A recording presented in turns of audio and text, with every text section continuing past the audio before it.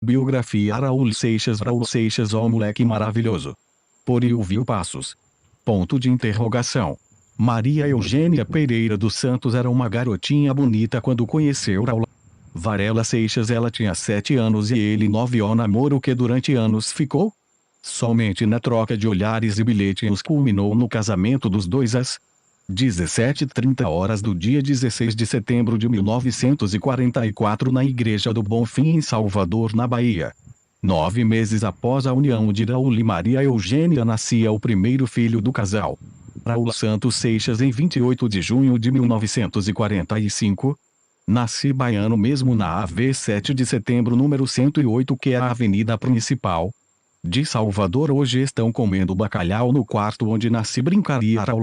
Mais tarde referido-se ao restaurante português que funciona hoje na casa em que nasceu. A vasta biblioteca de seu pai era seu brinquedo favorito. Foi daí que veio o gosto pela palavra e a miopia precoce. Vivia trancado no quarto devorando o livro dos porquês do tesouro da juventude e inventava histórias fantásticas que, transformadas em gibis e com desenhos do próprio Raul, eram vendidos ao irmão caçula Plínio Santos Seixas, 3 anos mais novo. Melo era o personagem central de suas histórias, um cientista louco que viajava no tempo com figuras históricas, Deus e o diabo.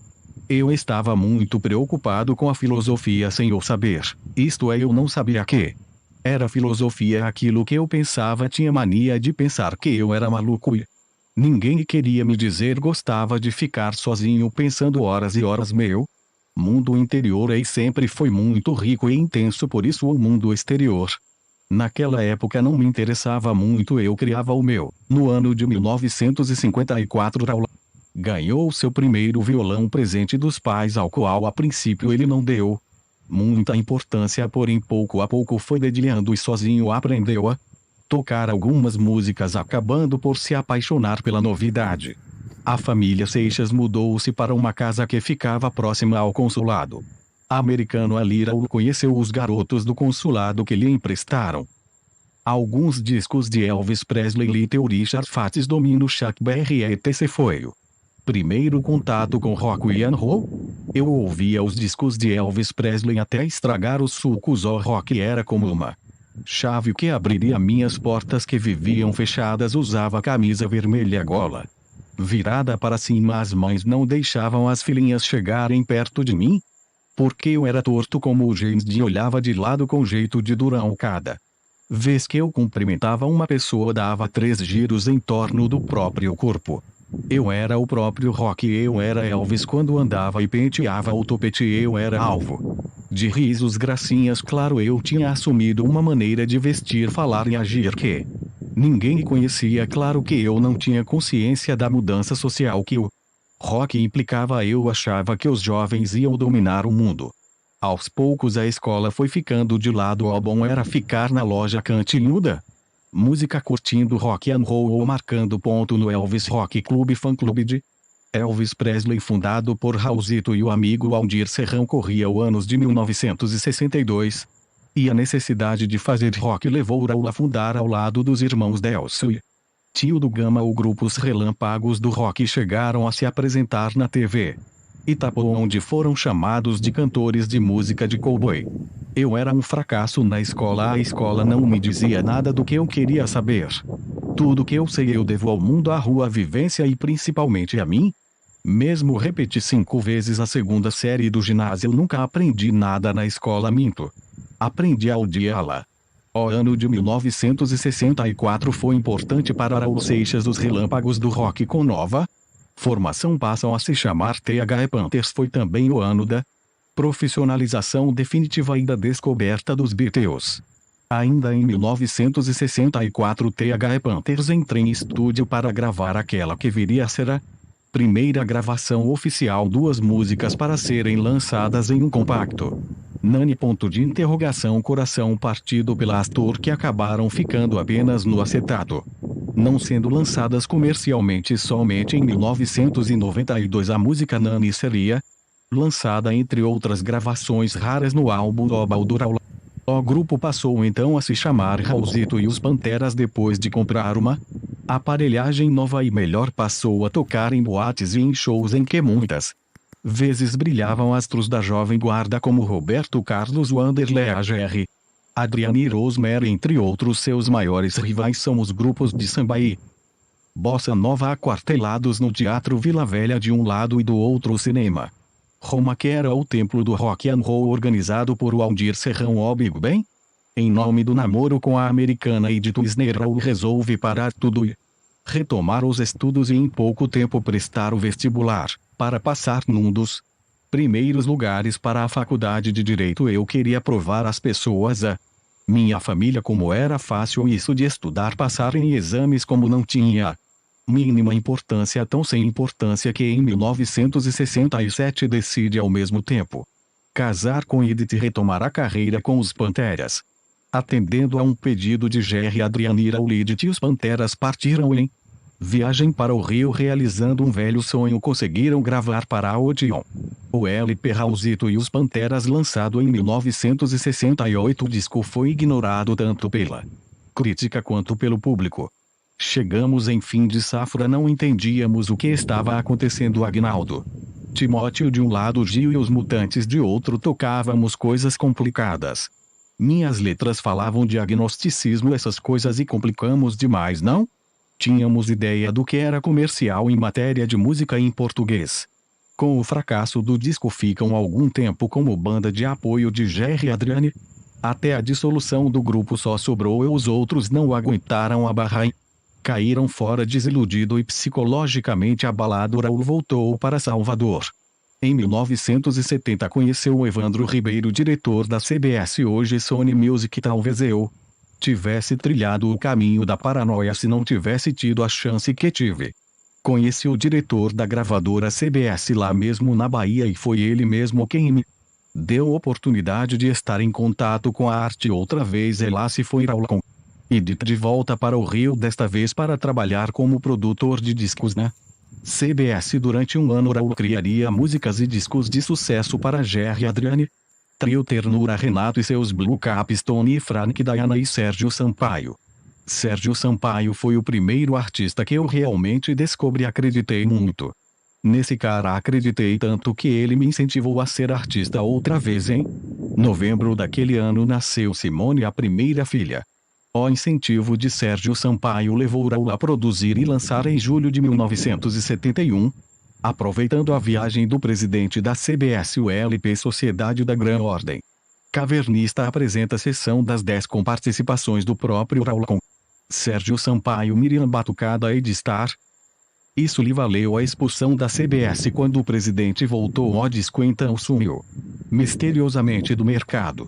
Neste disco cada um cantava suas músicas em faixas separadas no trabalho que resumia o caos da época. Valeu a pena, apesar de ter vendido muito pouco. Nós nos divertimos muito. Foi também a primeira vez que eu fiz algo para ser consumido e do qual me senti paranoicamente orgulhoso e feliz, como os Beatles que aprenderam no estúdio. Eu aprendi tudo na CBS e os macetes todos aprendi a fazer. Música fácil, comercial, intuitiva e bonitinha, que leva direitinho o que a gente quer dizer.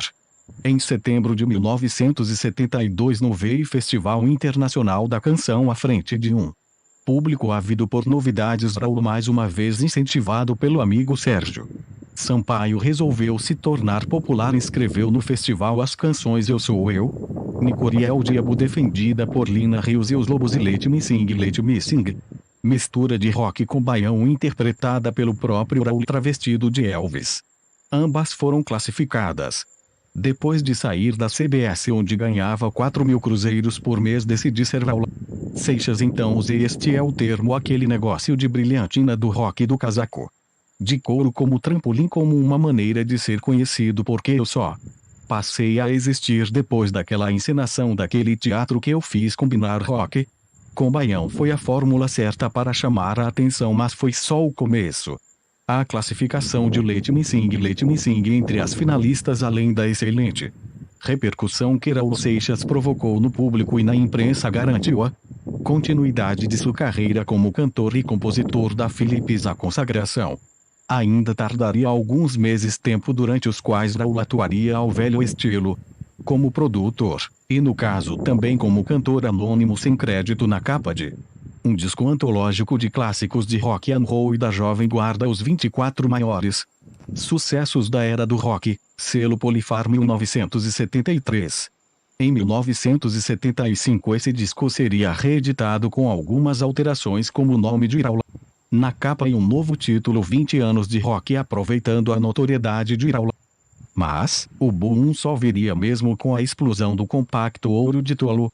Curiosidade, teve que ser prensado 2 vezes em uma semana. Ouro de Tolo tinha uma letra autobiográfica e ao mesmo tempo uma bofetada na face da classe média do país, que trocava a verdadeira realização pelo acesso às bugigangas comuns de consumo naqueles tempos de milagre brasileiro. Contratado pela Philips, gravadora onde brilhavam os medalhões da MPB como Caetano, Gil, Gal, etc., Raul Seixas partiu para o primeiro álbum solo KRGH.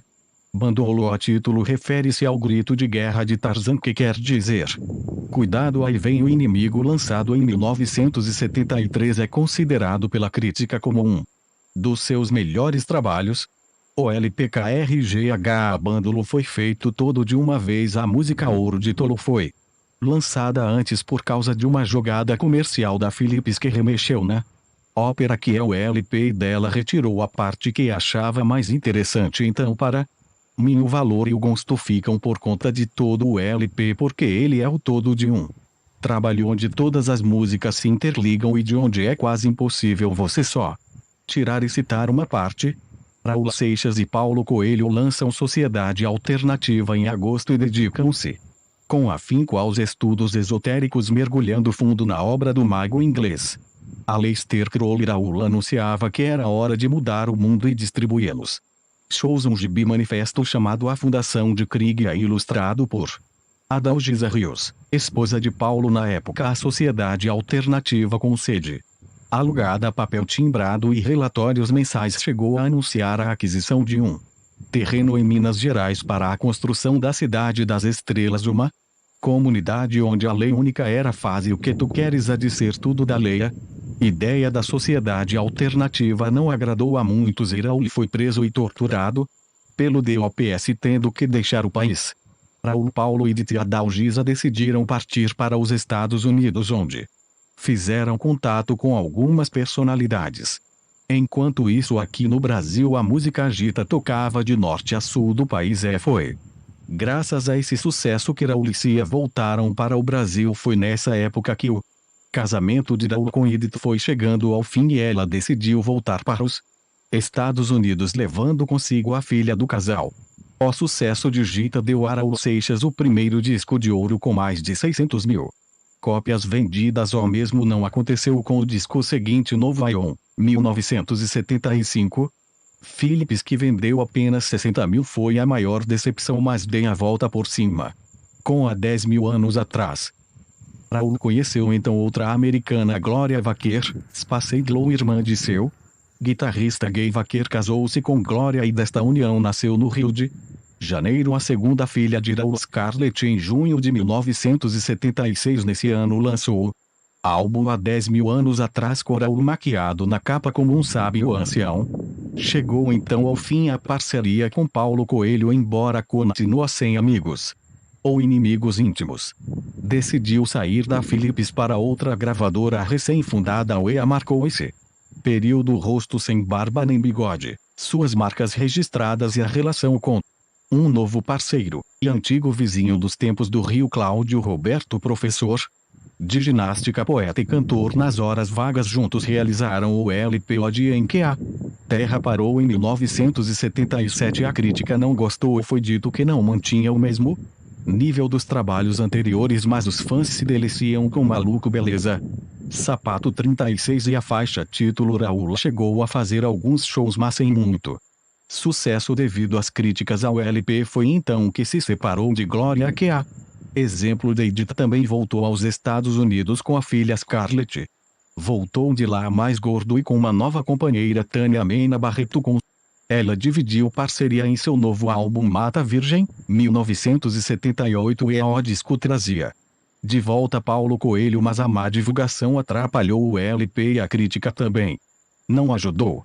As mudanças em sua vida pessoal e profissional somadas a problemas de saúde abalaram Raul para recuperar-se da pancreatite agravada pelo consumo de bebidas alcoólicas. Raul Seixas resolveu passar alguns meses na fazenda dos pais, em Dias de a vila interior da Bahia. São Paulo o recebeu de braços abertos e iniciou então uma série de shows pela capital e interior do estado paulista. Na zona sul da cidade de São Paulo nasceu, em 1981, a terceira e última filha de Raul, Viviane. Chegou a fazer uma temporada no Teatro Pixinguinha com sucesso absoluto. Em 1979 faz seu último álbum para a UEA, Por Quem os Sinos Dobram, em parceria com o amigo Oscar Rasmussen. Raul saiu da gravadora levando sua secretária de imprensa, a carioca Ângela Costa, hoje mais conhecida como Kika Seixas. Raul assinou um novo contrato com uma velha conhecida, sua CBS, e em 1980 lançou o álbum Abre-te Sésamo. O disco vendeu razoavelmente, porém bem menos do que merecia. Raul e Kika decidiram morar em São Paulo e, com a ajuda de Jair Rodrigues, conseguiram alugar uma casa no bairro do Brooklyn. Ainda em 81, Raul rescindiu o contrato com a CBS por pedirem que dedicasse o próximo disco a Lady Diana. Ela era o assunto do momento nessa época e ouviu Passos, com 18 anos, comunicou a Raul Seixas que havia fundado o Raul Rock Club. Ele ficou surpreso e passou a participar ativamente do que denominaria de Raul Seixas Oficial Fã Clube. Sem gravadora, mas com um público enorme e infiel, apresentou-se para mais de 150 mil pessoas em 13 de fevereiro de 1982 no Festival Música na Praia, em Santos, São Paulo. Mas Raul andava insatisfeito e mergulhava cada vez mais na bebida, o que levou ao cancelamento de shows e crises de hepatite. Em maio de 82, apresentou-se tão alcoolizado em Caieiras, interior de São Paulo, que acabou sendo tomado por impostor de si mesmo, sendo preso e ameaçado pelo delegado da cidade. Deprimido, sem um contrato com uma gravadora e ainda com problemas de saúde, Raul, juntamente com Kika, desenvolveu o projeto da ópera Rock Noite e saiu batendo de porta em porta, visitando todas as gravadoras. Nada aconteceu. Chegou ao cúmulo de ouvir de um diretor artístico a seguinte frase: "Já estou vacinado?" Contra Raul Seixas. Magoado, Raul voltou para o Rio e ficou alguns meses num apartamento em Copacabana. Até que João Lara Mesquita, jovem diretor do estúdio Eldorado e fã incondicional de Raul, resolveu realizar um antigo projeto e convidou o ídolo para gravar. Raul, Kika e a filha Viviane então retornaram para São Paulo e em abril de 1983 o músico lançou o álbum Raul Seixas. O disco trazia também uma faixa gravada ao vivo durante um show realizado no Sociedade Esportiva Palmeiras, onde Raul Seixas contou através das músicas a história do rock and roll para mais de 10 mil pessoas. Em 1983 lançou o livro As Aventuras de Raul Seixas na Cidade, editor dividido em 3 partes. A primeira, um diário escrito entre os 7 e os 14 anos, no qual nota-se um grande conhecimento de rock and roll. Na segunda parte, uma série de contos feitos entre os 12 e os 21 anos. E finalmente, na terceira, uma história em quadrinhos chamada Além dos Assassinos de Montanha, que, segundo Raul, era um bom exemplo de humor negro. Com o sucesso do disco, do livro e da turnê pelo Brasil, Raul e Kika realizaram uma viagem aos Estados Unidos para acompanhar de perto o que estava acontecendo musicalmente por lá. Voltaram com a bagagem cheia e inspiradíssimos. Raul então assinou novo contrato, dessa vez com a Som Livre, e em junho de 1984 lançou o álbum Metro Linha 743. O penúltimo casamento de Raul foi se rompendo, a sua saúde também não andava boa. Mais uma vez ele decidiu voltar para Salvador, como fizera em 1978, para se recuperar. Depois de curta permanência em Salvador, voltou para São Paulo com nova companheira Lina Coutinho. Em São Paulo, junto com Lina, procurou uma nova gravadora, mas as portas do mundo artístico pareciam estar fechadas novamente para Raul. Enquanto isso, milhares de fãs e amigos permaneceram na expectativa de novidades em São Paulo. No ano de 1985, o Raul Rock Club, o fã-clube oficial, lança o álbum Let Me Sing My Rock and Roll, o primeiro disco produzido e distribuído Independentemente por um fã-clube brasileiro disputado hoje a peso de ouro por fãs e colecionadores. Durante o ano de 1986, Raul e Lina continuaram à procura de uma gravadora e, finalmente, com a ajuda de amigos, assinaram um contrato para 2 álbuns com a Copacabana, porém os problemas com a saúde atrapalharam as sessões de gravação no estúdio e o LP que todos esperavam para esse ano acabou sendo lançado só no início de 1987. O disco trazia como título o grito de guerra de rock Anhou Agabap Lubap Labem Bum. O disco tocou de norte a sul do país e mais uma vez Raul Seixas era notícia, ocupando lugares de destaque na mídia, e o melhor, sua música estava na boca do povo. Contudo, continuava desaparecido dos palcos e da TV devido à sua saúde precária, em parte culpa do problema do abuso de bebidas alcoólicas. A música Cowboy Fora da Lei estourou nas paradas de sucesso, ganhando videoclipe no Fantástico e a sua inclusão na trilha sonora da novela das 7 da Rede Globo. A música revelava uma quase paranoia de Raul, onde diz: mamãe, não quero ser prefeito, pode ser que eu seja eleito e alguém pode querer me assassinar. A música Não Quero Mais Andar na Contramão provou que Raul não estava mais a fim de maluquices e que seu papo agora era paz e sossego no aconchego do lar. Sossego que virou tédio. Marcelo Nova, para tirá-lo desse tédio, convidou-o para viajar para Salvador, onde iria se apresentar.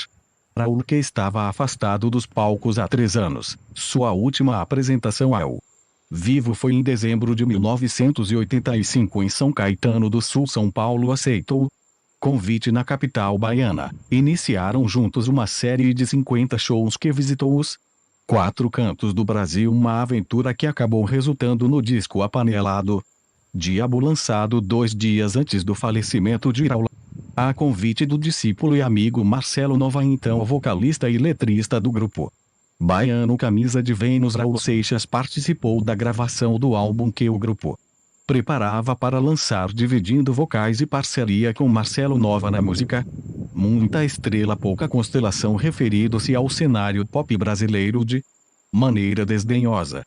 No ano seguinte, 1988, mostrou que ainda estava vivo, lançando em setembro o álbum A Pedra do Gênesis, que falava da controvertida sociedade alternativa. Segunda-feira, 21 de agosto de 1989, 9 horas da manhã. Dalva Borges da Silva, a empregada de Raul, chegou ao apartamento número 1003 do edifício Aliança, zona central de São Paulo, e encontrou Raul Seixas morto em sua cama. Dalva imediatamente entrou em contato com o médico e a família de Raul. A notícia se espalhou e logo as emissoras de rádio e TV divulgaram o fato. Fãs, jornalistas e amigos dirigiram-se ao prédio onde Raul residia. Raulzito havia falecido 2 horas antes da chegada de Dalva ao prédio, de parada cardíaca causada pela pancreatite de que sofria há 10 anos. O corpo foi levado para o Palácio das Convenções do Anhembi, zona norte de São Paulo, onde foi velado durante toda a noite e madrugada adentro. Às 8 horas da manhã do dia seguinte, o corpo seguiu num jatinho para Salvador, onde foi sepultado às 17 horas no cemitério Jardim da Saudade.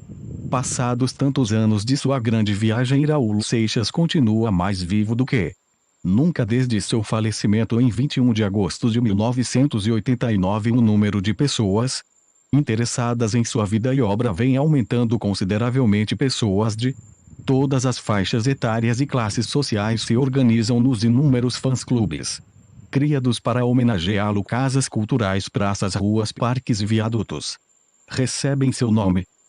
Revistas, pôsteres e cerca de 20 livros enfocando sua vida e obra continuam no mercado. Todos os títulos de sua imensa discografia já foram reeditados em CD e novos títulos são lançados constantemente. Programas de rádio e TV, romarias ao cemitério Jardim da Saudade em Salvador, passeatas, carreatas e inúmeros eventos acontecem anualmente em todo o Brasil nas datas de nascimento e morte, 28 de junho e 21 de agosto respectivamente. É por esses e por inúmeros outros motivos que decididamente Raul Seixas está aí. Continuará vivo. Discografia Raul Seixas. Álbuns de carreira. 1968, Raulzito é Os Panteras, lançado em LP, cassete e CD. 1971 Sociedade da Gran Ordem Cavernista apresenta Sessão das 10. Lançado em LP cassete e CD. 1973 Os 24 maiores sucessos da era do rock lançado em LP cassete e CD. 1973 KRGH Abandolo lançado em LP cassete e CD. 1974 O Rebo, trilha sonora original Raul Seixas e Paulo Coelho lançado em LP cassete e CD. 1974 Gita lançado em LP cassete e CD. 1975 20 anos de rock lançado em LP cassete e CD.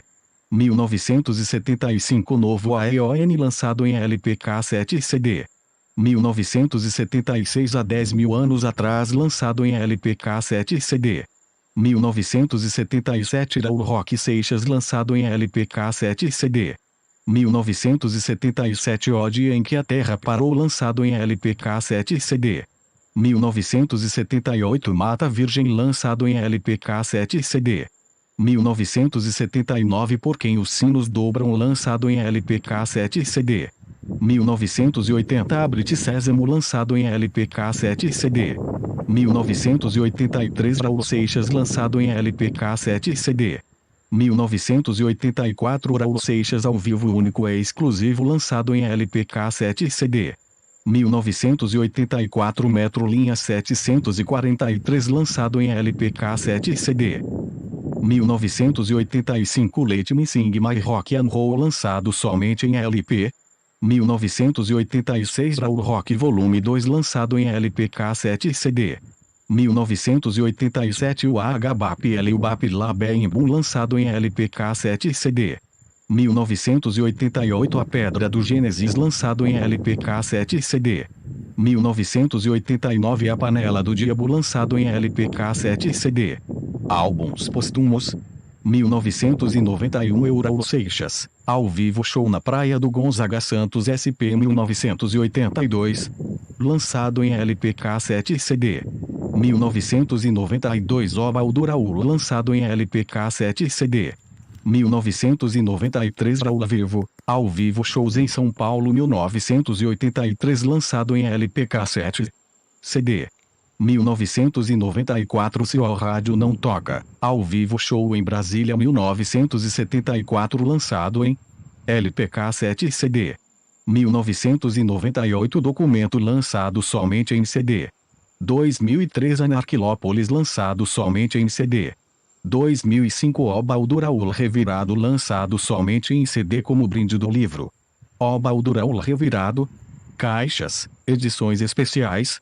1995 Raul Série Grandes Nomes, caixa com 4 CDs de livreto ilustrado.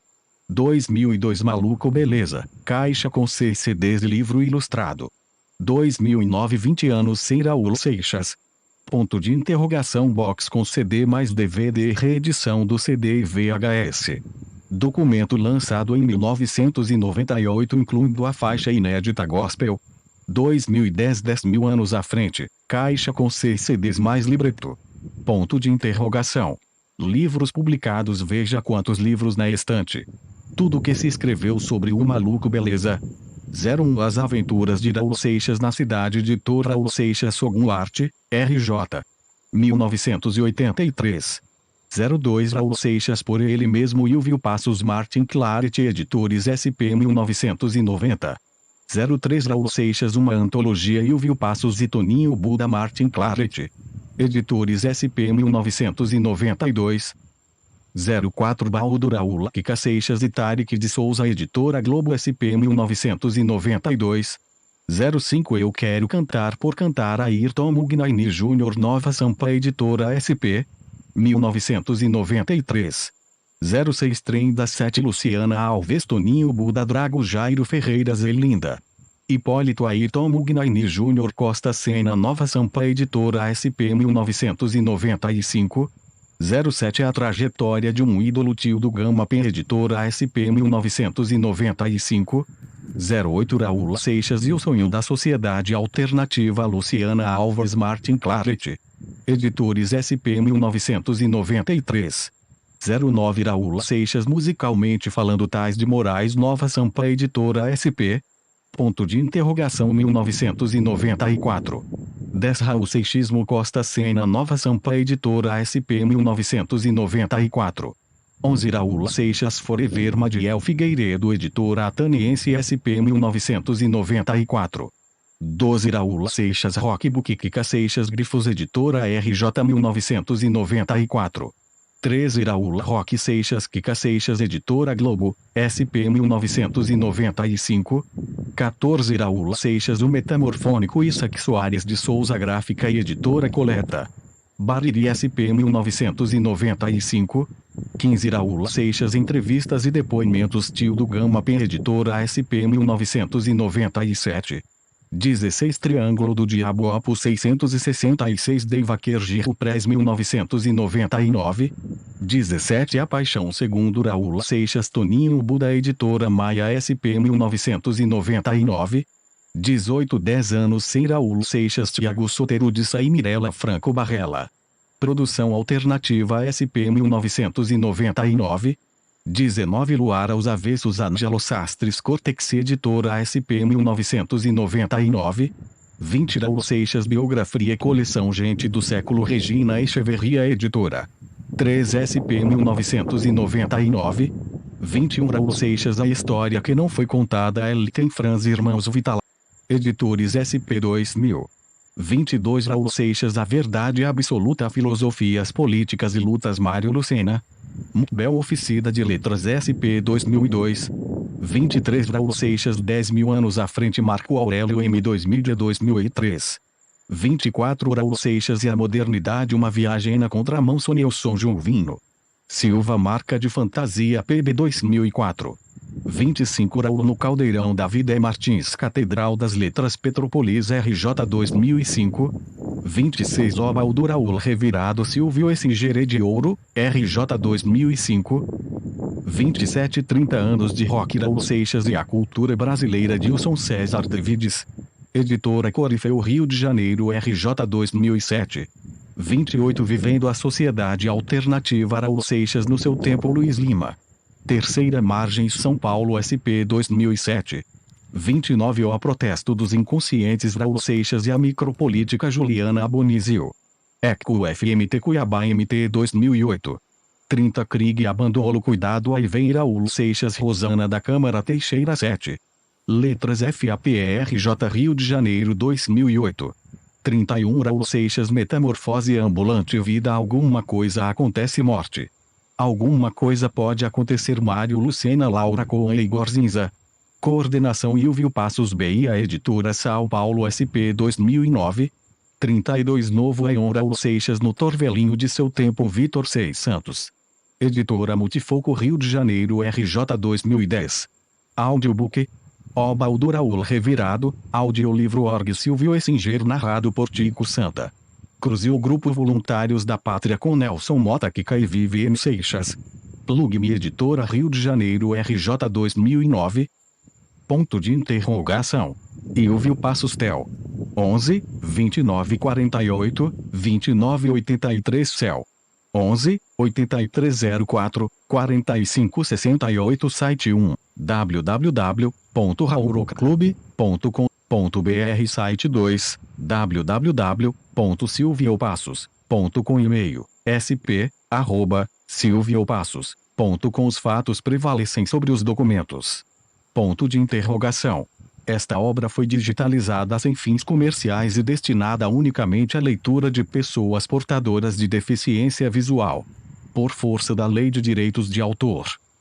Por isto, este trabalho é oferecido gratuitamente aos amigos cegos e deficientes visuais de acordo com a Lei 9.610, de 19 de fevereiro de 1998, sobre direitos autorais. Alteração, atualização e consolidação da legislação. Título I, dos direitos do autor. Capítulo IV, das limitações aos direitos autorais. Art. 46 não constitui ofensa aos direitos autorais, e, à reprodução. D. De obras literárias, artísticas ou científicas, para uso exclusivo de deficientes visuais, sempre que a reprodução, sem fins comerciais, seja feita mediante o sistema Braille ou outro procedimento em qualquer suporte para esses destinatários. Biografia Raul Seixas, ó moleque maravilhoso. Por Ilvio Passos. Ponto de interrogação. Maria Eugênia Pereira dos Santos era uma garotinha bonita quando conheceu Raul Varela Seixas. Ela tinha 7 anos e ele 9. O namoro que durante anos ficou somente na troca de olhares e bilhetes culminou no casamento dos dois às 17h30 do dia 16 de setembro de 1944 na Igreja do Bonfim em Salvador, na Bahia. 9 meses após a união de Raul e Maria Eugênia nascia o primeiro filho do casal. Raul Santos Seixas em 28 de junho de 1945. Nasci baiano mesmo na AV 7 de setembro número 108, que é a avenida principal de Salvador. Hoje estão comendo bacalhau no quarto onde nasci, brincaria Raul. Mais tarde referido-se ao restaurante português que funciona hoje na casa em que nasceu. A vasta biblioteca de seu pai era seu brinquedo favorito. Foi daí que veio o gosto pela palavra e a miopia precoce. Vivia trancado no quarto devorando o livro dos porquês do tesouro da juventude e inventava histórias fantásticas que, transformadas em gibis e com desenhos do próprio Raul, eram vendidos ao irmão caçula Plínio Santos Seixas, 3 anos mais novo. Melo era o personagem central de suas histórias, um cientista louco que viajava no tempo com figuras históricas, Deus e o diabo.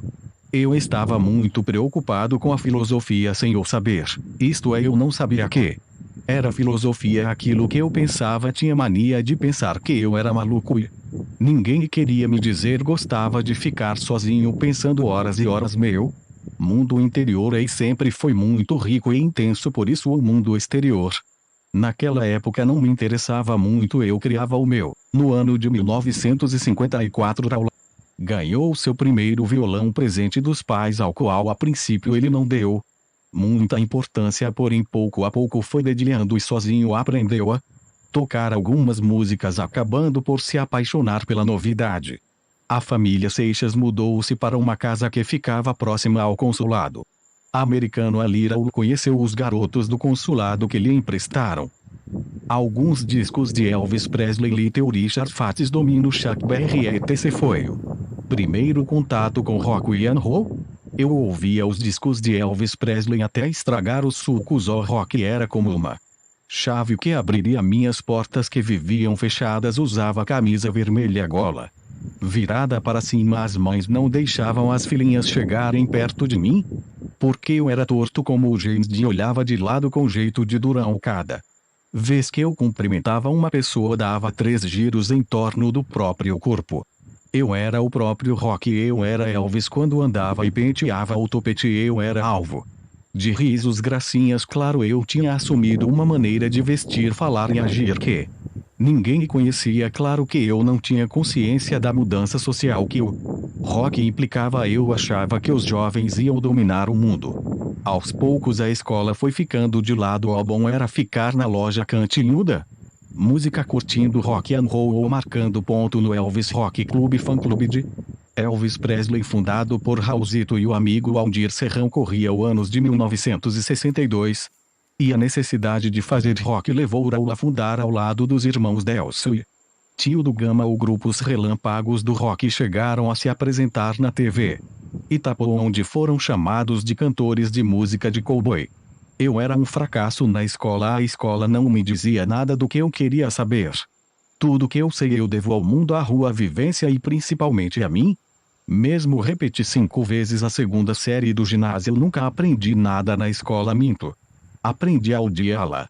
O ano de 1964 foi importante para Raul Seixas. Os Relâmpagos do Rock, com nova formação, passam a se chamar TH Panthers. Foi também o ano da profissionalização definitiva e da descoberta dos Beatles. Ainda em 1964, TH Panthers entrou em estúdio para gravar aquela que viria a ser a primeira gravação oficial, 2 músicas para serem lançadas em um compacto. Nani. Coração Partido pela Astor, que acabaram ficando apenas no acetato, não sendo lançadas comercialmente. Somente em 1992 a música Nani seria lançada, entre outras gravações raras, no álbum Global do Raul. O grupo passou então a se chamar Raulzito e os Panteras depois de comprar uma aparelhagem nova e melhor. Passou a tocar em boates e em shows em que muitas vezes brilhavam astros da jovem guarda como Roberto Carlos, Wanderlei AGR, Adriane e Rosemary, entre outros. Seus maiores rivais são os grupos de samba e bossa nova aquartelados no Teatro Vila Velha de um lado e do outro o cinema Roma, que era o templo do rock and roll organizado por Waldir Serrão. O Big Ben, em nome do namoro com a americana Edith Wisner, Raul resolve parar tudo e retomar os estudos e em pouco tempo prestar o vestibular, para passar num dos primeiros lugares para a faculdade de Direito. Eu queria provar às pessoas, a minha família, como era fácil isso de estudar, passar em exames, como não tinha mínima importância, tão sem importância que em 1967 decide ao mesmo tempo casar com Edith e retomar a carreira com os Panteras. Atendendo a um pedido de Jerry Adriane, Raul e Edith e os Panteras partiram em viagem para o Rio, realizando um velho sonho. Conseguiram gravar para a Odeon o LP Raulzito e os Panteras, lançado em 1968. O disco foi ignorado tanto pela crítica quanto pelo público. Chegamos em fim de safra, não entendíamos o que estava acontecendo. Agnaldo Timóteo de um lado, Gil e os Mutantes de outro. Tocávamos coisas complicadas. Minhas letras falavam de agnosticismo, essas coisas, e complicamos demais, não? Tínhamos ideia do que era comercial em matéria de música em português. Com o fracasso do disco, ficam algum tempo como banda de apoio de Jerry Adriane. Até a dissolução do grupo só sobrou eu, os outros não aguentaram a barra e caíram fora. Desiludido e psicologicamente abalado, Raul voltou para Salvador. Em 1970 conheceu o Evandro Ribeiro, diretor da CBS, hoje Sony Music. Talvez eu tivesse trilhado o caminho da paranoia se não tivesse tido a chance que tive. Conheci o diretor da gravadora CBS lá mesmo na Bahia, e foi ele mesmo quem me deu a oportunidade de estar em contato com a arte outra vez. E lá se foi Raul com Edith de volta para o Rio, desta vez para trabalhar como produtor de discos na CBS. Durante um ano Raul criaria músicas e discos de sucesso para Jerry Adriane, Trio Ternura, Renato e seus Blue Caps, Tony e Frank, Diana e Sérgio Sampaio. Sérgio Sampaio foi o primeiro artista que eu realmente descobri. Acreditei muito nesse cara, acreditei tanto que ele me incentivou a ser artista outra vez. Em novembro daquele ano nasceu Simone, a primeira filha. O incentivo de Sérgio Sampaio levou Raul a produzir e lançar em julho de 1971, aproveitando a viagem do presidente da CBS, o LP Sociedade da Gran Ordem Cavernista apresenta a sessão das 10 com participações do próprio Raul com Sérgio Sampaio, Miriam Batucada e Edistar. Isso lhe valeu a expulsão da CBS quando o presidente voltou. O disco então sumiu misteriosamente do mercado. Neste disco cada um cantava suas músicas em faixas separadas no trabalho que resumia o caos da época. Valeu a pena, apesar de ter vendido muito pouco. Nós nos divertimos muito. Foi também a primeira vez que eu fiz algo para ser consumido e do qual me senti paranoicamente orgulhoso e feliz, como os Beatles que aprenderam no estúdio. Eu aprendi tudo na CBS e os macetes todos aprendi a fazer. Música fácil, comercial, intuitiva e bonitinha, que leva direitinho o que a gente quer dizer. Em setembro de 1972, no VEI Festival Internacional da Canção, à frente de um público ávido por novidades, Raul, mais uma vez incentivado pelo amigo Sérgio Sampaio, resolveu se tornar popular. Escreveu no festival as canções Eu Sou Eu, Nicoria o Diabo, defendida por Lina Rios, e Os Lobos e Let Me Sing, mistura de rock com baião interpretada pelo próprio Raul travestido de Elvis. Ambas foram classificadas. Depois de sair da CBS, onde ganhava 4.000 cruzeiros por mês, decidi ser Raul Seixas. Então usei este é o termo, aquele negócio de brilhantina do rock do casaco de couro como trampolim, como uma maneira de ser conhecido, porque eu só passei a existir depois daquela encenação daquele teatro que eu fiz. Combinar rock com baião foi a fórmula certa para chamar a atenção, mas foi só o começo. A classificação de Let Me Sing entre as finalistas, além da excelente repercussão que Raul Seixas provocou no público e na imprensa, garantiu a